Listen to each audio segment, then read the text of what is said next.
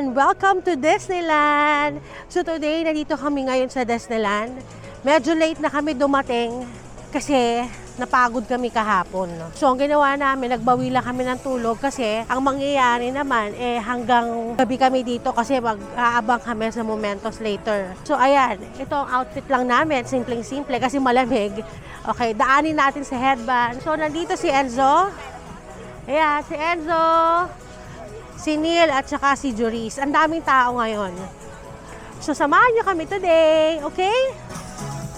So daan muna kami sa Promenade Market kasi dito mabibili yung mga ibang mga souvenirs.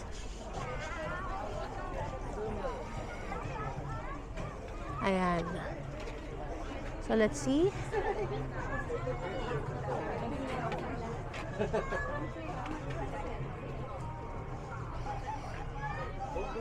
So, meron silang ganyan.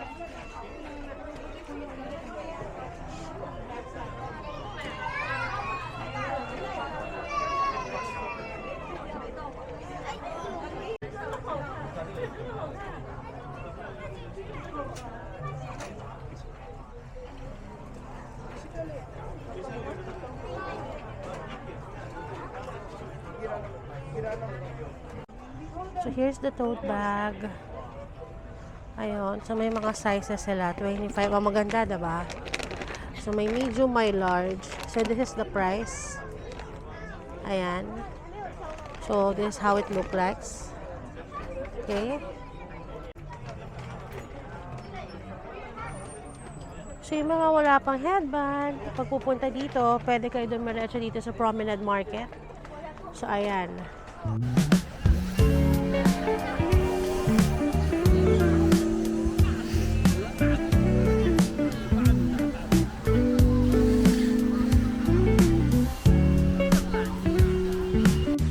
So by the way guys, ang ticket pwede kayo bumili dito pero best way para makakuha ng ticket is sa Klook. Okay, so para may mga discounted price na rin kayo and then same thing with the food packages, may makikita kayo doon. And para may ma-advance ticket na rin po kayo. Okay? So sa mga oras na yan, kasalukuyang mahaba yung pila kasi napaaga kami. Pero hindi naman siguro obvious na excited kami pumunta sa Disneyland. So pagpasok namin dyan, nagpicture-picture lang kami. And then, doon sa castle, ayan, and then dinaanan din namin yung City Hall. Yung City Hall pala doon, sasabihin mo, it's your first time parang ganyan. Tapos bibigyan kayo nila ng pin na 20th anniversary ng Disneyland. So, ang first attraction and entertainment na dinaanan namin is actually dun sa Iron Wing, which is nandoon yung Iron Man Tech Showcase. So, doon nag-stop by kami para makita namin si Tony Stark or si Iron Man na up close. Then, after that, we proceed dun sa Iron Man experience na 3D motion simulator ride. So, masaya rin tong part na to kasi, ayan, may mga kasama ako ng mga lalaki, si Enzo at saka sila Buboy. Kaya nakakatuwa siya. So guys, ito na talaga. Ito yung highlight ng buong trip. Okay, so hindi pwedeng pumunta ng Hong Kong Disneyland nang hindi mo mapapanood tong parade. So, nakaabang kami dito sa Main Street ng maaga para lang makakuha ng magandang pwesto. And seriously, nung nakita ko tong sila Mickey and narinig ko yung music, para akong kinalabutan. Tignan nyo naman si Mickey at saka yung mga floats. Grabe, ang gaganda, diba? And feeling ko talaga, bumalik ako sa pagkabata habang nagwo-wave yung mga tao na yan. At ang kanagandahan yan parang feel ko halos Pilipino yung mga dancer dyan. Kasi pag sinabi mong tawag to, uy Pinoy, ngingiti talaga sila. Parang itong si Kuya. Tignan nyo yan may lalapit dyan. Tapos i-smile lang siya. And I know na talagang sila, tawag to, iba-ibang lahi. I mean like, they have foreigners din siguro, I guess. Pero alam mo, pag Pinoy magaling talaga sila.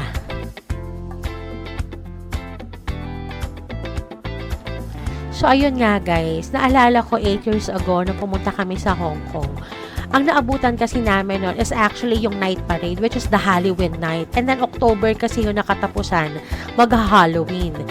So, napanood namin nun, okay, magaganda yung mga float, pero kasi it's madilim, tapos it's Halloween, not like this, as you can see, it's fresh, tapos may mga bagong character. And one more thing about pag nakapunta kayo ng Disneyland, sa mga hindi pa nakakapunta, kahit sana masigurong Disneyland, not only Hong Kong, even Japan, US, whatsoever, walang bata at matanda. So, both of them ma-enjoy nila.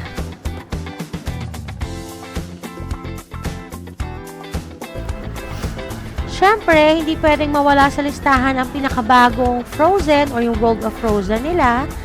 Ayan. Pero alam nyo guys, si Buboy, si Enzo, yung sumakay dun sa parang roller coaster ride nila. And then may gusto akong sakyan dyan, yung sleigh. Pero sadly to say, may maintenance sila, tapos nasira ata yung ride.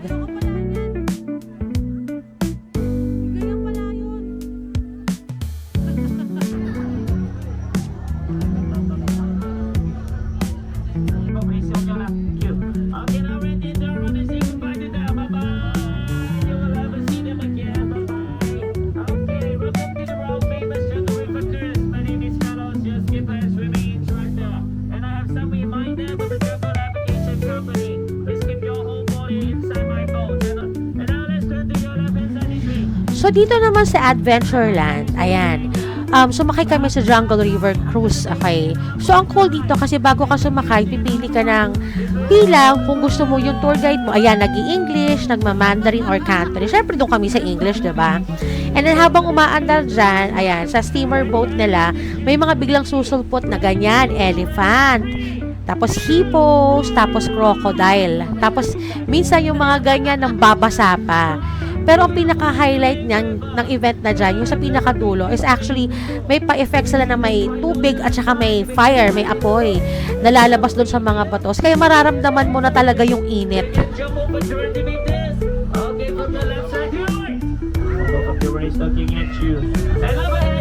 So, nakakatuwa naman yung mga tour guide dyan.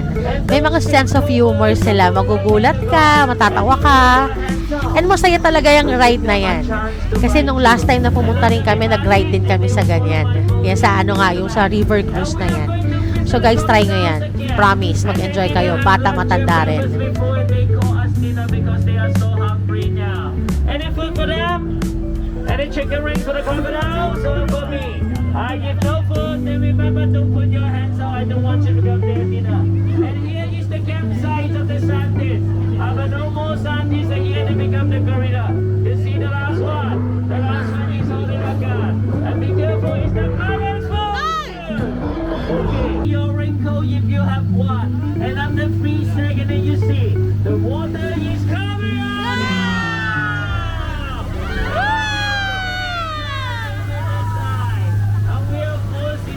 So, nakita nyo yung panggulat na part, di ba? May bumulwak na tubig. Ayun na yung last part na yan. And then, itong part na to, parang hihinto dyan. Akala mo hihinto, tapos parang umaatras. Pero, ang pasabog nila dyan, ayan, may pa-fire. So, mararamdaman mo yung init dyan. Pero, don't worry guys, safe na safe dyan. Kaya, tingnan mo, doon sa gitna may bata, di ba? So, parang ano lang yan, parang pa-scary part, pero it's fun, it's fun.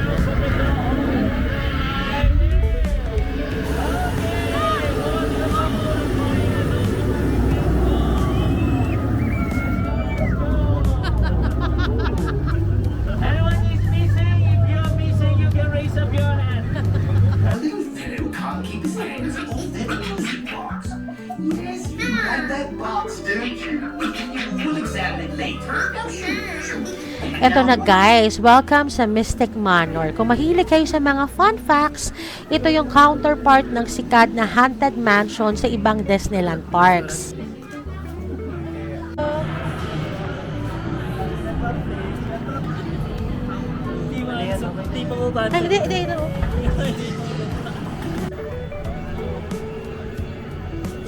So, ayun na nga. Ang plot twist dito sa Mystic Manor, walang multo rito. Kasi ngayon dahil sa cultural preferences natin sa Asia, ginawa nilang magical fantasy adventure yung theme. Exclusive lang to sa Hong Kong, kaya bawal nyo tong palagpasin. And then, one more thing about this, favorite ko talaga tong ride na to. Ano siya, sasakay ka dun sa sasakyan na walang riles, trackless siya. So, hindi mo alam kung saan ka pupunta kasi paikot-ikot kayo.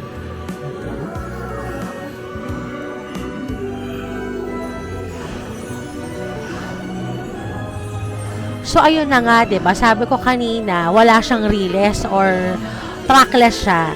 So, tignan nyo yung ikot-ikot namin dyan. So, pag ikot nyo sa mga kwarto, makikita nyo yung mga paintings na gumagalaw, mga armor na nabubuhay, may mga gamit na lumilipad, dahil sa magic dust. Grabe yung special effects at audio dito.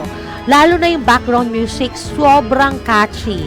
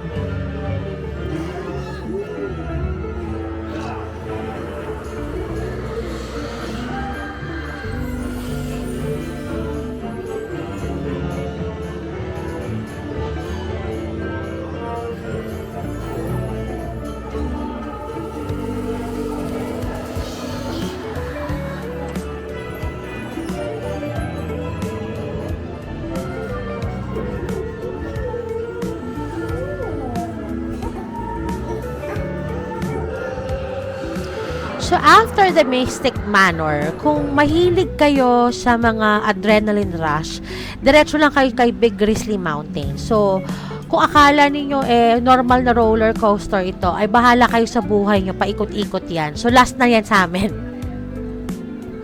The next day. Hola! Good morning to everyone. Ngayon is our, ano na ba? Day 4. So, day 4 namin, Macau day namin ngayon. Okay? So, pupunta kami ng Macau via bus. Okay? Yung mga nakikita natin sa Blue kasi minsan via ferry, tapos they do have bus na rin, pero ang gagawin namin ngayon is DIY. Okay, so actually we're staying at Yau Mate. From Yau Mate, pumunta kami ng Liking to Sunny Bay, sasakay ka ng bus. Okay, going to port. Mamaya papakita ko sa inyo paano pupunta dito. And then, sa port, pupunta tayo ng immigration. After immigration, sasakay na ulit ng bus papunta ng Macau. Okay, kaya samahan nyo kami today. 前往港珠澳大桥香港口岸的乘客，请在此站下车。前往港珠澳大橋香港。 By the way guys ang Hong Kong dollars pala are widely accepted everywhere in Macau. So don't need to change pa ng cash para dun sa mga Macau patakan nila or MOP nila kung tawagin. 香港口岸的乘客，请在此站下车。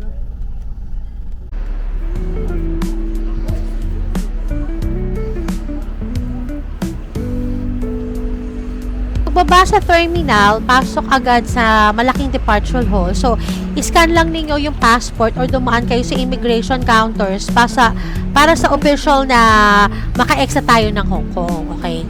So, pagka-exit ng immigration, makikita niyo agad yung mga ticket vending machine doon sa counters. So, pwede kayong magbayad gamit ng Octopus Card, Alipay, WeChat, or yung mga credit card. Okay.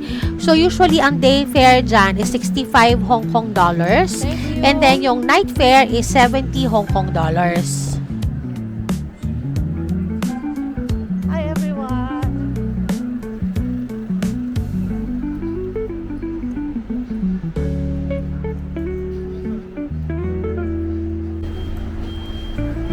So, guys, ito rin tinatawag nilang the Golden Bus. Okay.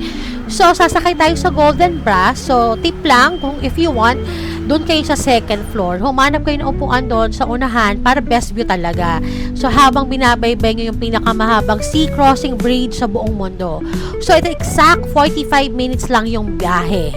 Okay? Pero ako, hindi ako umupo sa unahan. Kasi, basta, okay, matatakutin ako and parang may phobia ako pag masyado kong makikita yung dagat, alam mo yung parang ganun. Pero actually, it's a nice ride and very safe siya.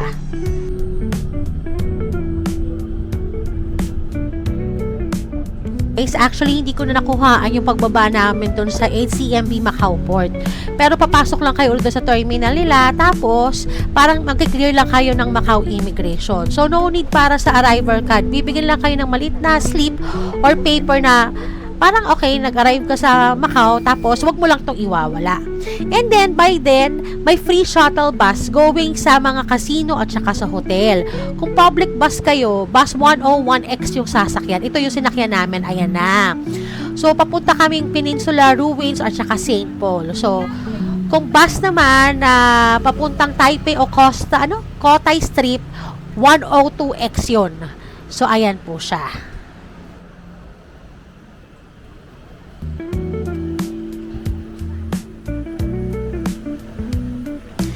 And one more tip pala guys ha, di ba sinabi ko nga sa inyo, tumatanggap sila ng HKD or kung nakapagpalit kayo ng MOP, okay lang. Pero every time na sasakay kayo ng bus, make it sure na sakto po yung bayad ninyo kasi hindi po sila nagsusukli.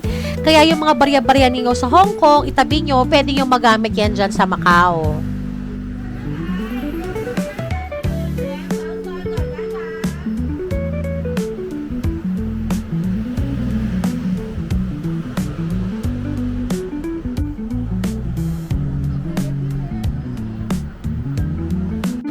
So guys, we're here at the Senado Square na. Unang gagawin ninyo, kumain kayo ng egg tart. Napakasarap po.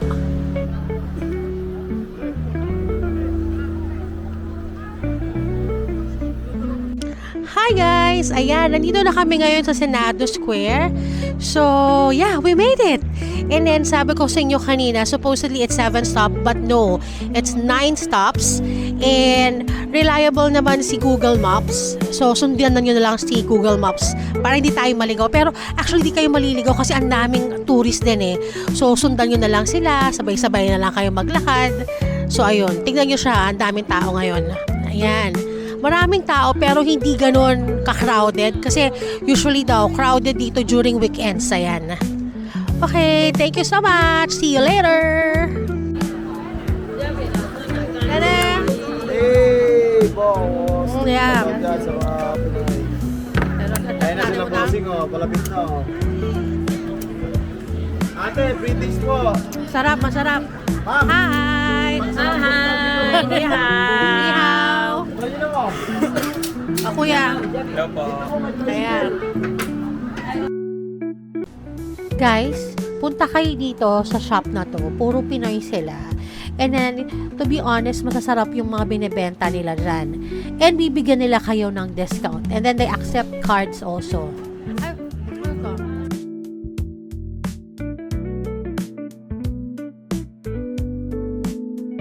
Let's say, if you want to go to Macau Central, hanapin yung Grand Emperor Hotel. Lalakarin lang yan, malapit lang. Tapos, may mga free shuttle bus na dyan na papunta doon sa mga hotels and casino.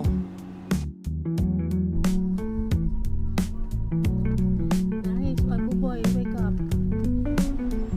So, ayan nga guys. Tingin lang kayo sa Google Maps and huwag kayong mahiyang magtanong. So, hindi kayo maliligaw dyan sa Macau. So, ayun guys. Okay, so pagbaba namin dyan, actually, diretso kami sa Parisian at saka sa The Londoner. Pero, doon kami kumain sa may The Londoner na. Okay? Si Parisian pala, para siyang replica ng Eiffel Tower na may light show sa gabi. Ito naman sa Londoner, UK ang vibes niya. So, para kami replica rin ng Big Ben. So, ito na nga, lunchtime na to. Siguro mga 2 p.m. na to, mga oras na to. Masasarap din ang food dito. Same with Hong Kong. Pero itong isang in-order nila dito, talagang maanghang yan. Ayan. Pero masarap pa rin. Kaya, sulit din naman. Basta sabi ko sa inyo, may Hong Kong dollars kayo, goods na kayo dyan. Then, after namin ng lunch, ayun, picture-picture kami sa loob, lumabas na kami. Ito po yung mga katabi pang ibang mga hotel. So, ayan yung may Venetian sa Macau, may Wynn Palace, ayan. Pero hindi ko na nasama dito talaga sa video kasi talagang na-busy kami. Ayan. So, ayan, free shuttle ulit, pabalik po ng port ng Macau, tapos, balik na kayo ulit ng Hong Kong. Okay? So, kaya makakatipid din kayo.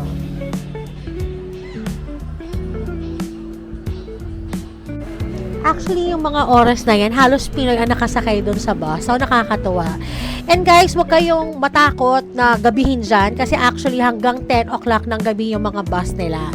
And sorry guys, di na ako nakapag-video talaga ha, kasi pagod na kami. Pero na-enjoy talaga namin ang Macau.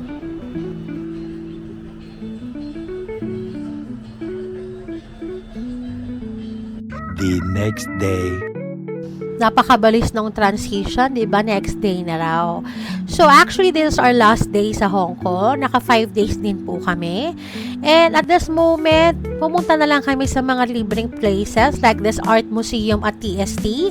Wala po kayong babayaran dyan. May enjoy nyo po yan kung mahilig kayo sa art, sa mga culture emirate. Ayan po siya. And by the way guys, hindi na ako masyadong nag-video pa, pero I just wanna share some tips and advices sa inyo pag pumunta kayo ng Hong Kong. So, una, ang Hong Kong is super fun. So, pero medyo fast-paced lang siya na vibe, kaya mas okay kapag handa pa rin kayo pag lumapag kayo dito. So, dahil pampamilya siya at puno ng lakaran ng Hong Kong, ang mga advices ko is ready kayo sa mga anong kailangan yung bitbitin or bibilihin or dadalhin pag nandito kayo. So, number 1 is actually the octopus card. So, what is the purpose of the octopus card? So, this is one of the most important card doon, okay? Hindi lang po siya pang MRT, hindi lang po siya pang bus. Actually, pwede nyo rin siya ipang-bayad sa mga convenience store, 7-Eleven, at actually, yung mga fast food na parang Cafe de Coral. And kung gusto nyo makabili ng mas mabilis ng octopus card, actually, you can just go to Klook at meron yun doon. So, kung isang tao, isang octopus card ang meron yan.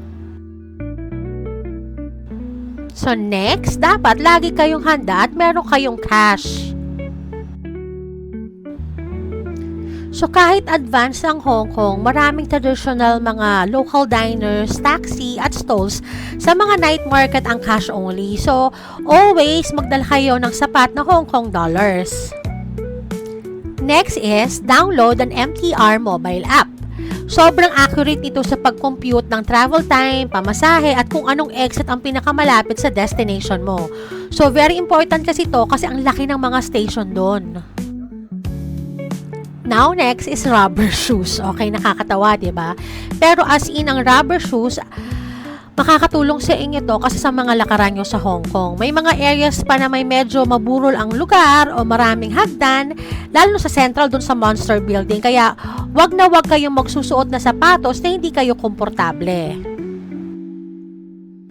So next guys is actually wear a jacket or any layering. Kasi kung bandang malamig yung buwan na pupuntahan ninyo, especially itong buwan na to na pumunta kami dito which is January, medyo mahangin pa at malamig siya. Lalo na pag nandun kayo sa areas ng Avenue of Stars, oh my God, sobrang lamig nun. Even doon sa Peak Tram. Kaya magdala ng magaan pero mainit-init na jacket. Tapos guys, food cultures and dining etiquette. Okay, so maraming mga sikat na local na mga kainan or mga tinatawag natin Michelin star, mga napapanood din natin sa other vlogs, diba? So, normal dito ang i-share ang table. So, table sharing po siya kapag peak hours. Mabilis din kumilos ang mga waiter kaya mas okay kung alam mo na ang ano ang orderin mo bago ka maupo para hindi ka ma-pressure. So guys, ito ang pinakahuling advice ko sa inyo. Try the local food store sa Hong Kong. Okay? Subukan nyo lahat. Yung mga local spots na may mga authentic na mga hargao, siomai, at mga baked barbecue pork buns. Dim sum sa Hong Kong is the best. Walang-wala yan sa mga dim sum na nakakainan natin sa Manila. Okay? So guys, ayan ang mga tips and advices ko sa inyo pag pumunta kayo ng Hong Kong. So, ito pa pala, no, if mahilig kayo magpasalubong sa mga kamag-anak, friends, parang ganyan, ang pinaka-advice ko sa inyo is doon na lang kayo bumili sa mga supermarket. Meron silang supermarket dyan, ang tawag nila is Welcome ba yun? Or tsaka Park and Shop. Ayun, maraming mga local na mga imported, sabihin na rin natin ang mga foodang nila, meron dyan. Okay, mga chocolates, parang ganyan sa Ladies Market. Ayan, pumunta rin pala kami dyan. Ayan na yun. At saka doon sa Sneaker Street. Okay, dapat marunong kayo tumawad ha. And at pag tumawad kayo, make sure nagbibili kayo para respeto rin natin doon sa mga nagbebenta. So guys, dito na lang ako and sa susunod na vlog ulit. Maraming salamat!